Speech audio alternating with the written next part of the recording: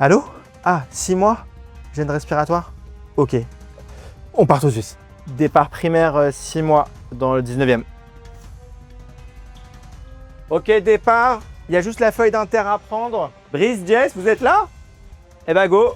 Il y a juste la feuille d'inter à prendre et c'est dans le 18e. Ok, ça marche. Ouais. Ici. Tu prends la feuille d'inter? Ouais.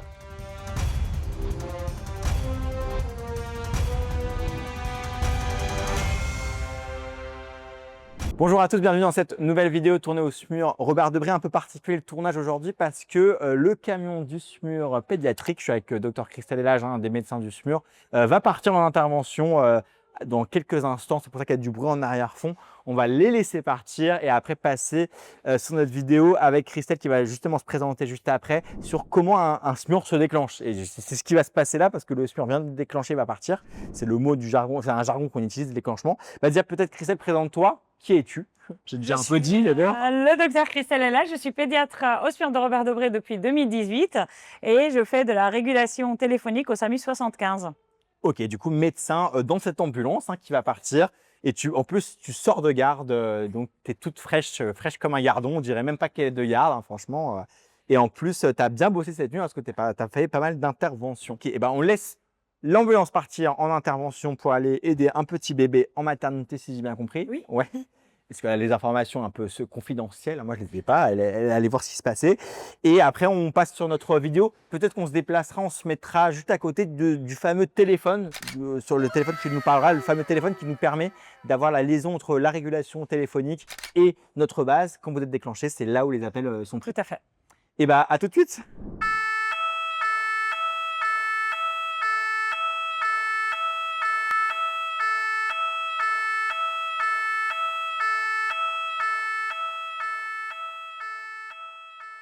Bon, bah, nous voilà dans la salle alors on l'appelle la salle de régulation, même si ce n'est pas là où il y a la régulation qui se déroule, mais historiquement c'est le nom de cette salle et c'est surtout dans cette salle au sein du SMUR pédiatrique de Robert Debré que notamment Christelle répond au téléphone. Alors parfois c'est elle qui est au téléphone, quand elle est en régulation c'est elle qui est à l'autre bout du téléphone, mais parfois aussi elle répond. Tu es un peu dans les deux endroits de ce téléphone. Et c'est vrai que ce téléphone est assez drôle parce qu'il est un peu à l'ancienne, un peu old school. Et je pense que Christelle va nous en parler. Mais déjà pour commencer, Christelle, est-ce que tu peux nous dire qu'est-ce que le SMUR Robert Debré? C'est quoi un peu son histoire rapide? Oui, le SMUR Robert Debré, c'est un SMUR pédiatrique qui a été monté le 23 janvier 1989. Il n'est pas trop vieux du coup, par le docteur... Année, moi, si je peux te permettre. Je tiens à le dire. J'avais 3 ans environ. C'est ton âge. Tout à fait. Par le docteur Noëlla Laudet. Et en fait, ce SMUR, il est voué pour venir au secours des enfants, que ce soit des prématurés ou des plus grands jusqu'à l'âge de 15 ans révolus. Et que ce soit en extra-hospitalier, c'est-à-dire en dehors d'une structure hospitalière ou dans une clinique, ou pour assurer des transferts entre 2 structures hospitalières. Ok, super intéressant. Donc entre guillemets, un vieux SMUR, un des premiers créés pédiatriques en France et qui fait effectivement jusqu'à 15 ans comme tu disais, donc vraiment un panel du nouveau-né au grand adolescent. Ce n'est pas le premier créé, mais il est un peu vieux, il a une trentaine d'années. J'ai pas dit le premier, mais un des premiers. Parce que le premier, on peut le dire peut-être. Le premier SMUR pédiatrique c'était le SMUR dans le 93, un SMUR à Vicenne. Montreuil, ouais, Montreuil, exactement, ouais, qui est nos voisins du coup, effectivement, en Ile-de-France. Mais c'est vrai qu'il n'y a pas énormément de SMUR pédiatriques et Robert Debré a été vraiment précurseur dans la création de ce SMUR. Est-ce que Christelle, tu peux nous dire, vu qu'on est juste à côté de ce fameux téléphone, j'espère d'ailleurs qu'il ne va pas sonner, mais on va vous dire la vérité, l'équipe est partie comme vous avez pu le voir. Du coup, logiquement, ce téléphone ne devrait pas sonner parce qu'on ne peut pas déclencher une équipe qui est partie. Elle est déjà partie, donc il n'y a plus personne de disponible. Il y a d'autres SAMU du coup disponibles, d'autres SMUR. Est-ce que tu peux nous dire un peu techniquement, concrètement, comment on déclenche un SMUR? Donc déjà, ça veut dire quoi déclencher un SMUR? Alors, déclencher un SMUR, c'est l'envoyer en intervention, que ce soit une intervention pour porter secours en extra-hospitalier ou pour faire un transfert donc d'une structure A à une structure B. Et pour faire ce déclenchement, en fait, c'est le SAMU 75 qui le fait. Une personne au SAMU, soit l'assistant de régulation, soit le médecin régulateur pédiatrique Parfois qui va appeler sur ce fameux téléphone rouge et envoyer ce qu'on appelle une feuille de route, c'est-à-dire le dossier de déclenchement dans lequel il y a les détails de l'appel téléphonique qui a eu lieu avant le déclenchement du SMUR. Ok. Donc concrètement, si on prend un peu étape par étape, la personne qui veut un SMUR, donc soit un médecin parce qu'elle veut un transfert ou par exemple un parent, elle appelle le 15. Tout à fait. Et là, qu'est-ce qui se passe?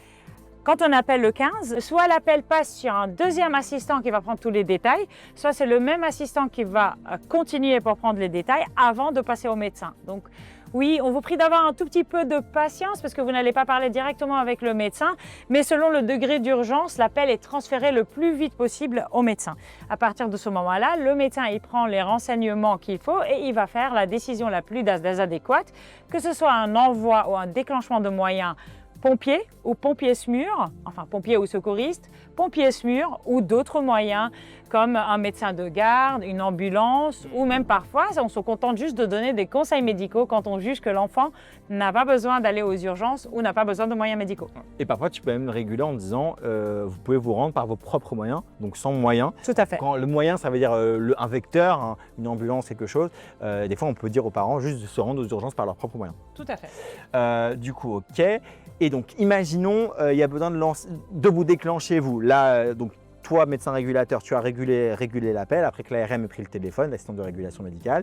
Et toi, tu as décidé de déclencher un SMUR. Alors déjà, pourquoi c'est SMUR Robert Debré? Pourquoi c'est pas un autre SMUR qui va être déclenché? Comment ça marche le déclenchement? Et après, qu'est-ce qui se passe concrètement? En fait, les secteurs d'intervention sont dispatchés selon les équipes. Donc, on a une sectorisation, si tu veux, pour les équipes. Robert Debré, il intervient dans les secteurs où il va être le plus rapide pour arriver sur les lieux. Ouais. Necker, par exemple, sur Paris, qui est la deuxième équipe, elle va intervenir sur la deuxième partie du secteur parisien.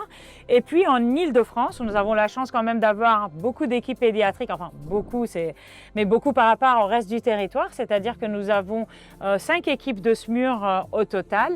Une à Montreuil, une à Béclair, 2 à Paris et une dans le 95 à Pontoise.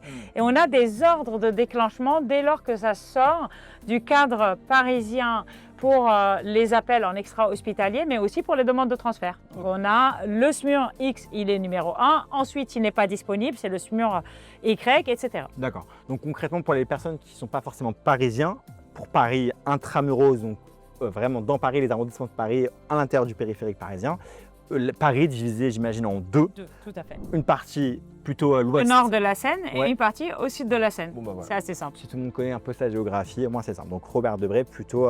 Au nord de la Seine, au nord. Ok, super. Donc après, si on résume aussi, tu veux déclencher le moyen, tu vas envoyer la feuille de déclenchement qui va arriver à la base, qu'on va récupérer avec toutes les infos que tu as récupérées au téléphone, et il y a ce fameux téléphone qui va enfin sonner. Qui parle au téléphone? Qu'est-ce qui se passe? Qu'est-ce qui est dit? Au SMUR Debré, en tout cas, le déclenchement se fait donc par téléphone et par la feuille de route, ce fameux téléphone rouge qui est aussi vieux que le SMUR et qui est devenu emblématique. C'est vrai ou c'est un mythe? Ah non, ce n'est pas un mythe, c'est un téléphone qui est aussi vieux que le SMUR. C'est solide vraiment 89 le truc. Ce téléphone, en fait, ouais, il a bien tenu, hein, il a tenu aux changements climatiques, à tout, hein, il tient à tout et surtout il a un gros potentiel, il a une grosse sonnerie, il braille beaucoup plus que les enfants et en fait il a la capacité de réveiller les gens qui ont le sommeil le plus profond. C'est vrai? Ah non, ouais, je te garantis. Et en fait, il fait sursauter ceux qui ont le sommeil très superficiel comme le mien. Et en fait, ce téléphone, quand on est en régulation et qu'on veut déclencher le SMUR Debré, on a un moyen d'appeler directement ici. Le médecin qui sera sur l'UMH, enfin sur le camion du SMUR, il va répondre. Et donc, qui fait cet appel? C'est soit l'assistant de régulation si c'est un déclenchement pour un enfant qui n'est pas dans une structure hospitalière. C'est un déclenchement rapide alors que le médecin, en régulation, il a pris la décision, il est potentiellement encore en train de réguler l'appel. Ou sinon, le pédiatre directement ou le régulateur pédiatrique qui va appeler pour une demande de transfert, donc entre deux structures hospitalières. Et à ce moment-là, tous les renseignements sont transmis directement de médecin en médecin. Super. Et juste d'un point de vue technologique, on s'entend bien avec ce téléphone? On s'entend super bien. Et est-ce que pour la vidéo, exceptionnellement, on peut… Alors, on l'avait déjà dit sur notre vidéo, hein, mais j'imagine que ces conversations, alors premièrement, sont enregistrées. Enregistrées. Et est-ce que, exceptionnellement, pour cette vidéo, on peut écouter la douce sonnerie de ce téléphone? Ah mais clairement. Alors, il faut lui dire quelque chose pour sonner. On va le faire sonner. Allez, on a le numéro en fait direct, mais ça normalement c'est le SAMI seulement qui l'a. Évidemment, numéro secret, hein, qui est une ligne sécurisée, enregistrée et dédiée. Est-ce qu'il y a possibilité, on me demande dans... Oui, bien sûr. Ah, bah, oula. Ah, effectivement, c'est vraiment de la vieille sonnerie, ça. Hein.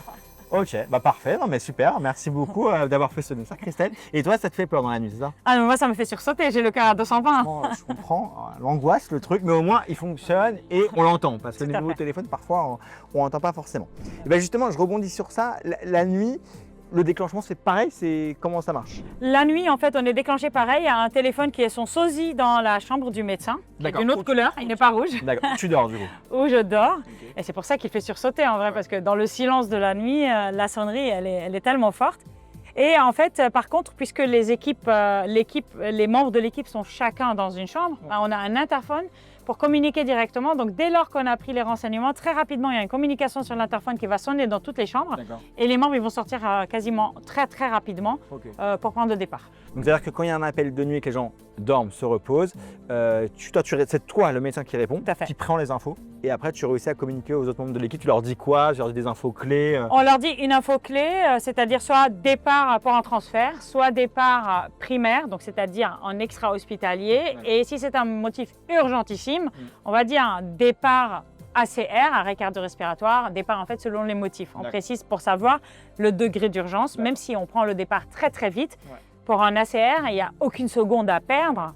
Pour d'autres départs, on peut prendre 30 secondes pour sortir. Oui, parce qu'il ne faut pas oublier, tu peux le dire, hein, mais toute l'équipe, du coup, on dort, il faut se réveiller, il faut s'équiper, s'habiller, on ne dort pas avec nos chaussures, par exemple. Donc, il y a quand même un délai, et comme tu dis, je pense que c'est important. Il y a les départs extrêmement urgents où là, il faut que tout le monde mette tout, essayer d'accélérer de façon à l'arrache, c'est rapide, et des fois où tu peux un peu décaler, comme tu disais. Et justement, j'avais une question sur ça, c'est quoi le délai de départ? Tu disais vraiment le plus rapidement possible. C'est très rapide. Okay. On n'attend pas. Le départ, c'est un départ rapide. Il y a un enfant derrière qui doit être examiné, qui doit être pris en charge.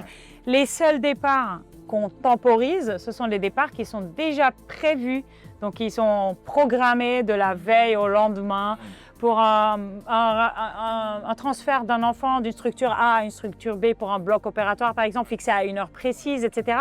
Donc, ce sont vraiment des rendez-vous, mais qui nécessitent un SMUR parce que le patient, il est techniqué d'une façon à nécessiter une surveillance médicale sur le transfert. Donc là, c'est le seul moment, effectivement, tu décides, entre guillemets, un peu le départ en fonction de l'organisation de l'équipe, etc. Ok.